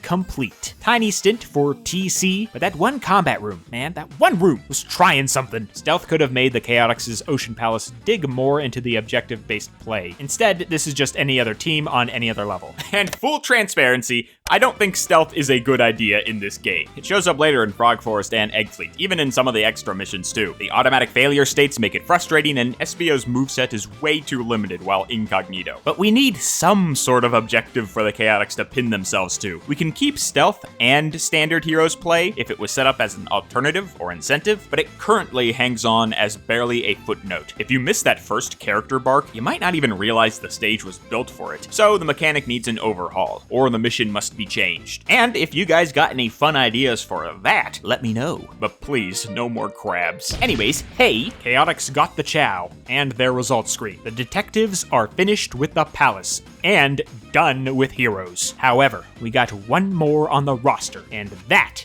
is Team Dork. Kill, kill, kill. You like killing, don't you, kid? Team Dark's emphasis on combat yet again gets in the way of the layout. Not that annihilating isn't fun, but they cut out an alternative route just to force you to encounter more enemies. And as a certified form switcher, it's a bit of a letdown. Beat more robots to death, and you're checking points with the blue dude. Team Dark, you are fun to play. Omega decimates this late in the stage, and you can mop the floor with every group. But I still want to participate in the hero's level design. I like switching routes with my forms. As I've said, we see this later in the game. The bad guys just stumble a bit in these first two zones. But with the crocodile complete and the hedgehogs waiting by the end, we need to see how the future folds into this. 2 generations. As usual, we got 2 halves to this thing. Let's tackle the top first. You'll come here after blowing up your cart. Thanks a lot. Doing this will let you home a pawn, and suddenly you're grinding. You speed into 3 rails that form into 1, which is funny because there's not enough room to switch to the others, and if you attempt, you'll fly right off the line. Also, Sonic does not like the way they bent this thing.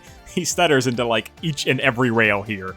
Poor guy. In truth, the extra rails are there to catch you if you dash jumped from the bottom path. That's why they have 3, to make it wide, so any ramp you take, you'll get on. Nevertheless, these things point you towards a wall run. And man, oh man, do I love this one. Can you tell why? That right there is an unleashed wall run. You are so close to his quills here. The run is intense, and that is insane because this might be the hardest wall run in the entire game. First off, all the red in the environment is not helping us catch those damn bombs. Second off, those helpful rings are crowding our face. And third off, these are some busy lanes. Every path filled, 4 required switches. I know in retrospect that might seem pretty easy, but keep in mind, you're not jogging like this, you're boosting like that. Holy moly, it's so unleashy, so focused on the feel, and I love it. The turtle route will have you either water running to the beach or falling down onto it. Either way, you're faced with a rising pillars platforming challenge. It's got options, but the blocks are narrow, and sometimes you can get stuck waiting for these damn things to give you an opening. They do layer in some robots to home, though, to make your job quicker. Either side is gonna bounce you over the mound, and then you boost ahead, and we're out. Pretty simple, right? Well, guess what? There is a hidden shortcut on this thing. See, whenever we finish our wall run, there's always something that catches our eyes. There's some spinners over there. How the hell do you get to those guys? Believe it or not, it's from the bottom. As we cross the pillars, we'll see that the wide springs have bars behind them to help them stand out in the environment. Well, this middle block doesn't, which means we can actually slide under there and find a spring that blasts you through a bunch of wooden boxes and aims you right towards a swing pole. Graceful dismount, home, home, home to spring hiding behind pillar, and you, my friend, are back to the top shortcut. Bravo. Now, is this faster than just running on the wall? No, just run on the wall. But if you are already at the bottom, it's nice to know that there is a way to get back on the higher path of the next section. And that is a section where it pays to be on the higher path. Oh my. Now, let's zoom out a bit and inspect this section with our older brother. Portside Palace's obvious reference is its layout. You are closing in on the end in Heroes, and there is a big white wall to your left. Same exact experience in Generations. If we try to base it on teams, things get muddy. Chaotix is too short and Dark is too straight. The 2 games slot together best with Team Sonic's adventure, as both titles use multiple routes to climb. Sonic with fly and power, Generations with the platforming and wall run. Like I said, it's a very short section that I managed to talk about a lot, but it continues to interpret the 2003 form choices into the 2011 routes. But both routes in Gens lead right into our next section. All we gotta do is get there. Woo! Little cardio to get the Bradley brain believing again. Come on, compadres, next section. Brad, don't bounce around too much. This area is very... Oh no, where are we now? As luck might have it, our next area. See, the Brad bounce brought us this. You gotta trust the Bradster more. It's a Brad eat Brad world out there, but on a Bradley Bash day, we bring the Brads that break the Brad blockade. What are you saying? Okay, come on. I'll lead us out of here. It's the Water Temple. Emergency exits are that way. But for the brave, hold your breath and dunk your head as we visit the Sunken City. Dear God, a 2D boost section that incorporates water. Kill me now. No, I don't think this is terrible. And its overall difficulty and placement within the stage makes sense. This is the last hard pill to swallow before picking up the check. Generations is good at making your punishment paths unnoticeable because they're so fun, but in the Sunken City, you definitely know when you suck ass. As we all know, any 2D boost section is saved by its shortcuts, and I'm happy to report that they are here in full force. They're just really hard to get to. There are two ways to access this section. If you ran in from sea level, you're on the bottom. Wall run in, and you're on the top. Now, the first chance to get back up from the bottom is very strict. You loop up to this wall jump, and you need to make an extremely precise exit to both make it through the small opening and avoid the spikes, which, once they pop in, they're in forever, effectively locking you out of the top for now. Half the time, I just bonk my head on the ceiling and fall down anyways. Fall below, and you'll find the dreaded sideways sea. Good news about the city is that it's only got one layer of water. Everything else is above ground, or sea level, and that which is above ground, or sea level, moves fast. Loops, dash pads, jump selectors,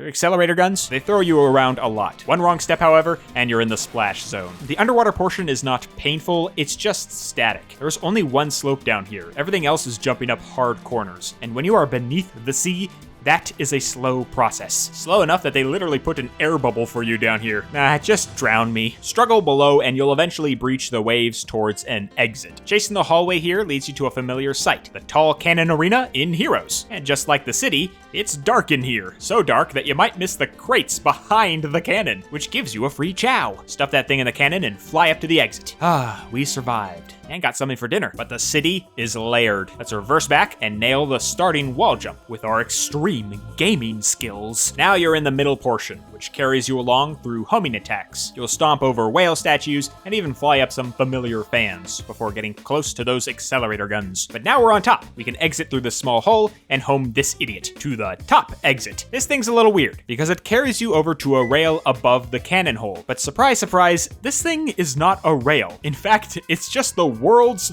thinnest platform. Seriously, you cannot grind this sucker. You need to run perfectly straight over it. Thankfully, with the last dash pad, that ain't too hard. Okay, let's really flex our gaming muscles and check out the highest path. So you just ran a wall and you're in the city. Cool, you're immediately poised for a wall jump. And with those pillars moving away from you, you're acting fast. There's a lot of pitfalls at this elevation, and almost all are gonna take you to this upper middle path. That's right, we're not at the top yet, and this layer will continue to challenge you. However, if you home your first electro spinner, you will finally feel the roof. Welcome to the toppest of the routes. These pillars slowly fall down, so you need to make it past their placements and grind out on a rail into a dash ring. You're gonna attach to a second rail, and if you hang on, you'll fall down normally to our top exit. But if you jump while on it, you'll fall down into a topper exit. This gets you to a zip line that travels over the fake rail, which means you are out like that. And that is the Sunken City. So, a dark, cramped 2D segment at the end of a boost level is a bold move, but it's not awful. In fact, the water that is here is miraculously tame for being the water stage. They saved that pain for Classic Sonic, but here, most layers are above sea level. And with everything moving and shifting around here, your brain is on high alert, so the heat is on.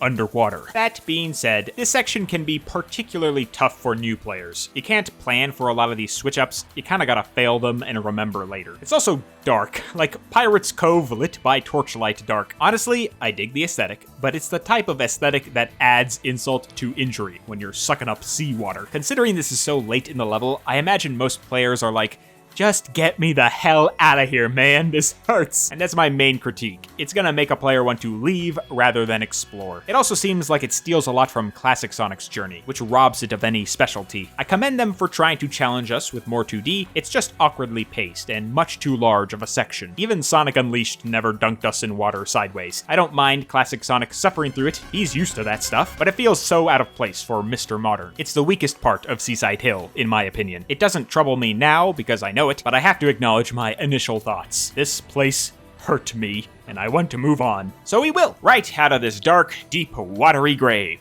I need sunlight, now! Okay, Iceman is definitely melting. Bro, my Bradometer is going off. Could this be the comparison conclusion? That's right, Brad. Only one set piece left. Oh, thank God. What is it? That. All right, let's get this party started. Oh boy. The adventure is nearly complete. We just have one last climactic set piece to sprint through. Prepare your legs as we experience the rock and roll retreat. Whoa, what's with that giant rock? Exclaimed Knuckles, and I'm inclined to agree. The giant rock makes an appearance in both games, but is much more aggressive in the first. Only Son and Shad experience the rocking and rolling, and it's the same exact set piece. So let's examine them together with Team Dark Sonic. Team Sonato? Who wrote that? Hey, you know this rock is coming because you fly over it, and the camera keeps it front and center on your landing. It also looks menacing with its jagged teeth. The striped pattern even looks like angry eyes. Now, like all run towards camera set pieces, this thing rubber bands to you pretty closely. So close, in fact, that it can ruin the scene entirely. This thing has caught me so many times when I take that first ramp. It's a shame this glitch happens so late because the game can just decide to kill your A rank after a good run. And for Team Dark, the score is tough. After the first jump is when things really get started. The further along you go, the more rocks they roll down the hill. The actual gameplay of this segment is not hard. Just hold forward and hope that the game doesn't snap you with the rubber band. The visuals are where it's at, and even that has some trouble. When they tilt the camera up, it looks wonderful. When you run straight, it looks awful. The rocks are so goddamn massive. They hog all the screen real estate. When more rocks join the party, you won't even see them. Not only that, the team can run ahead of the camera on some of these curves, which means you just see this. The rocks also don't have enough space to share the chute, so the clipping is obvious. It's just too big and too close for the spectacle to register, you know? Not that you don't feel the fear though. Sorta like the Great Fire Tornado of 2006, the set piece can come off a bit more chaotic due to how broken and busy it is. Like, it still freaks me out, if I'm being honest. I think the biggest misstep, though, is that this is copy and paste for both teams. And there's an easy solution here. Roll one rock for Sonic, and all three for Shadow. Not that they really increase the danger, but it will at least visually tell us that things are worse for Shadow.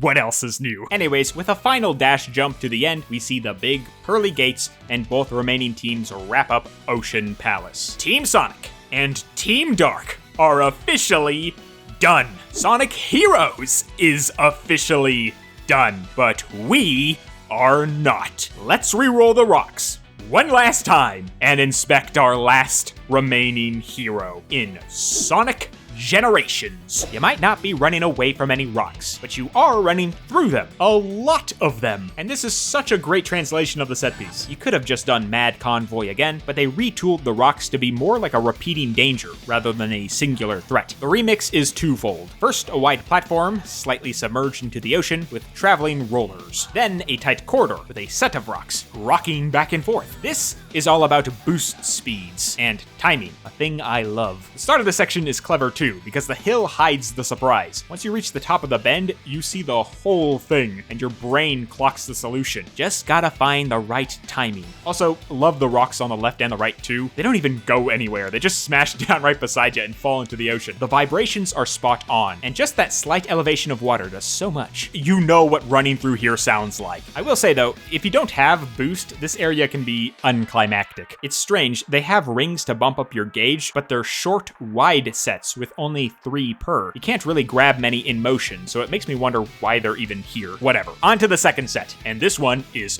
fun. Again, it's all timing. You can get unlucky and be forced to slow down, although you can run along the slopes as well, FYI. The solution is straightforward. Run down the middle. But the sheer spectacle of all those rocks closing in, eking out an exit with the smallest teeny tiny hole, it's electrifying. And it kinda captures the spirit of these types of run forward set pieces. Simple gameplay, empowered powered by the spectacle. All you do in Heroes is hold the thumbstick. Same exact thing with gens here. Differing directions, but the essence is still in sync. Also, with the dark tunnel and the big boulders, does anyone else feel like Indiana Jones? That's about all I can play before they get me. But before we get to the exit, let's speak on the ramp, because there's actually two lined up. Dash ramp and trick jump panel. The trick jump will get you to the other side, but the dash ramp will send you to the ocean until an orca bounces you right to the end. He's like a little beach ball. Funny thing is, you can also just take no ramp and the orca will still bounce you forward. In fact, you can jump backwards from the ending and the orca will keep bouncing you to the exit. No escape, Sonic. Get in the ring. Oh, the rocks, the rolling. I love the translation of this scene. The retreat in Heroes still frightens me, but the instability scares me more than the scene. A feeling found all throughout Sonic Heroes, I'm sure you know. But for Generations, they really said, nah, I got a better idea. Let's roll them sideways and make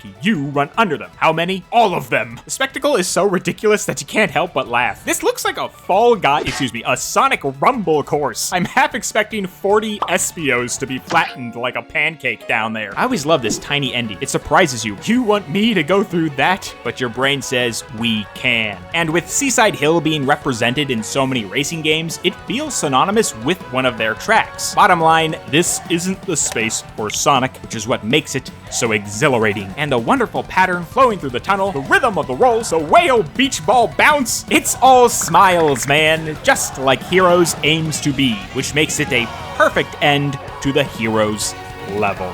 Let's hit the Ocean Palace gate goal ring and officially complete every single version of Seaside Hill. I guess technically not every single version. You still got the racing track. Ow! We did it, guys! We officially compared Green Hill Zone! Whew, that took forever. I'm just glad we made it through in one piece. Yeah, but we're so far away. Bradley is cutting the cake in 5 minutes. How the heck do we get back in time?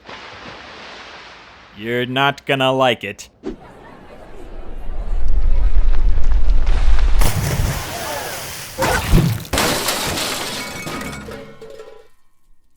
Woo! Bradley's big birthday officially bashed!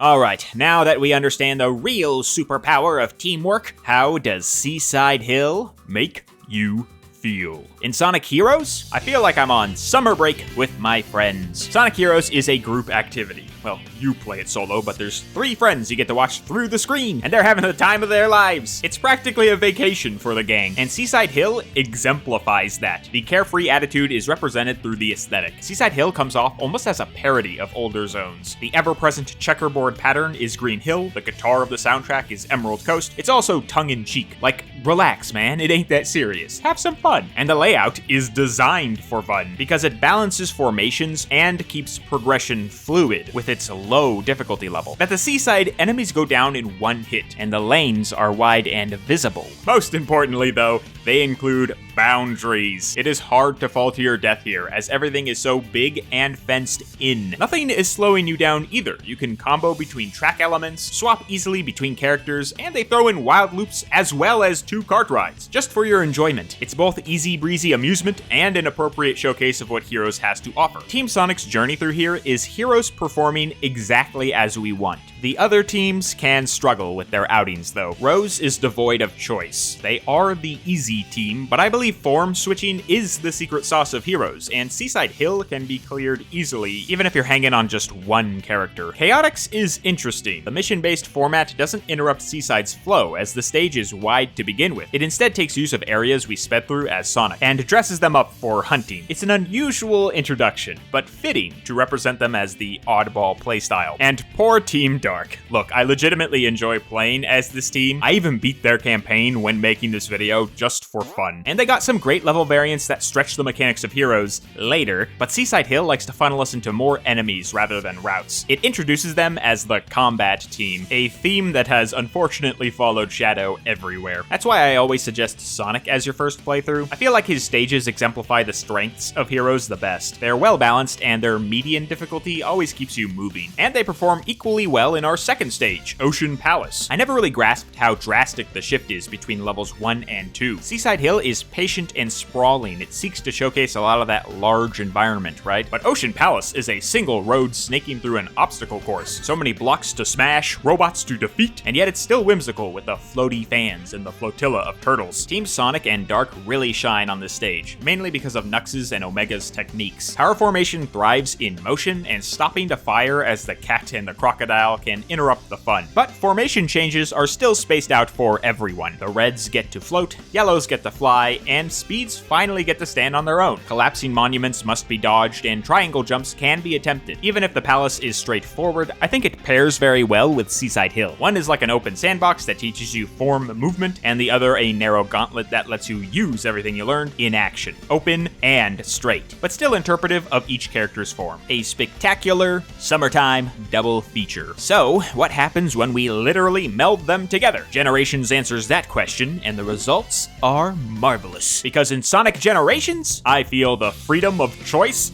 at top speeds. Gens took the multiple forms of heroes and translated them into multiple routes. This is the most open generation stage. It might be one of the most open boost stages. The number of branches might seem small, but boost was never about having 30 routes for me. It was about making every branch feel organic with my speed. Boost is very reactive. You don't want to be slowing down and trying to plan your next step. You want to make quick choices in the moment, and for that you need to keep things tight and narrow. But Seaside Hill shows us that's not entirely true. If you keep your routes clear and visible, you can pepper them throughout a much larger landscape, incorporating the space, but still keeping that tight, unleashy tunnel vision on every route you take. As long as the switches feel natural, through enemy placement, visibility, or even color palette, Seaside Hill's good at that. You can space out your options and still keep the player constantly charging ahead. That's the magic of Seaside Hill. It's so open, and yet there are no wrong paths. There's always an escape, always a shortcut. To be quite honest, I struggled with finding an overall thesis with the remix here. Heroes is such a unique playstyle. I personally believe it's the most bizarre of our 9 OGs. Classics are blank slates, adventures have applicable design with those runways, and boosts have boost. But Heroes is a step around the rest, and the core mechanics of the game are not really represented in Generations. Of course, you're running as yourself, but there's still no control on the cannons, no real use of the split loop. A lot of mechanical specialties of Heroes are underutilized. But when I inspect these sections more closely,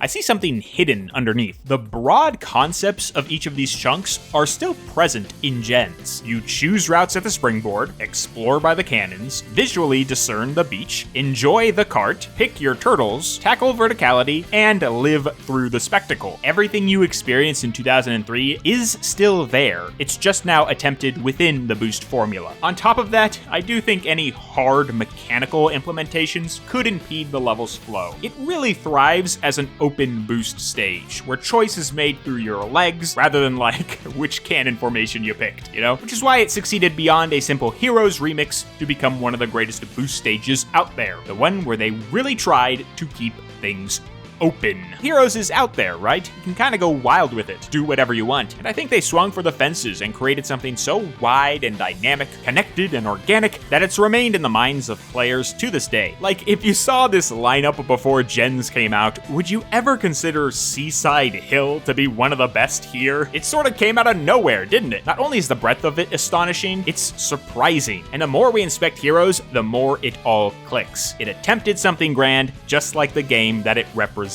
Just like Heroes, it's yet to be replicated. Just like Heroes, it's the left field swing. No one does it quite like you, Seaside Hill. And you are finally done with my big vid. Congratulations, you survived. Sorry it was so long, but I had to be thorough, and so do you. What do you think of Seaside Hill, and Ocean Palace, and Gens Seaside Hill, and Team Sonic, and Team Dark, and Team Rose, and Team Chaotix? Okay, fine, not all that, but you do need to tell me if SBO drinks tea or not. I can't look like a fool on the internet, but maybe it's a little too late for that, because I made this monstrosity. Hardest vid I've made so far, hands down. Was not expecting to take like 2 whole months on it. Apologies there, but I had a lot to draw. That was a new weird thing I wanted to try on this video. I knew we'd have to battle through so much analysis, I wanted to try and thread some skid in to break up the pace. I hope it turned out alright. Sometimes when you work on these things for so long, it can be hard to judge them in the end, you know? I don't know if I'll ever attempt that much skit again, so if you hated it, good good news. Probably won't come back in that capacity. And if you hate me, even better news. I'm yet again gonna take a break to clear my head. I won't lie, this one definitely burnt me out. Oh god.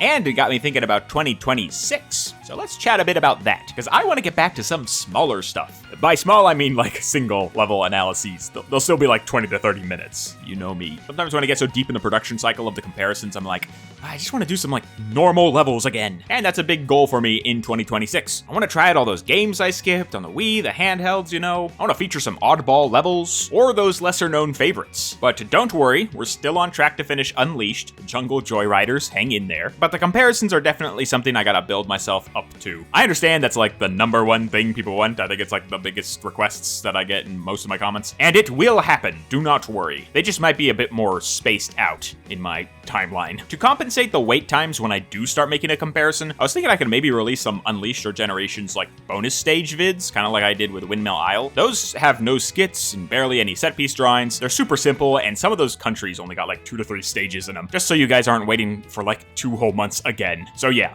let's experiment more, pause the comparisons, and do some more single levels. And hey, stake your claim. Put your requests in now. There's a couple levels I want to do that have yet to receive 1 request. You never know if you might be the only dude who gets to sit in the credits for Green Hill Zone. Ever heard of that one? Anywho, hey, happy holidays. Holiday break. New year. As I'm reading this, I have no idea when this video will land. I just want to get my good fortunes in ahead of time. Thank you all so much for this wonderful year. AJAKES 2025 is officially done. Our first full year of vids. 16, look at us. And still so many more to go. I'm very excited to chat more about Sonic with all of you. So, as for now, happy holidays, have a wonderful break, see ya next year, love ya guys, and peace! Bye-bye! See you later.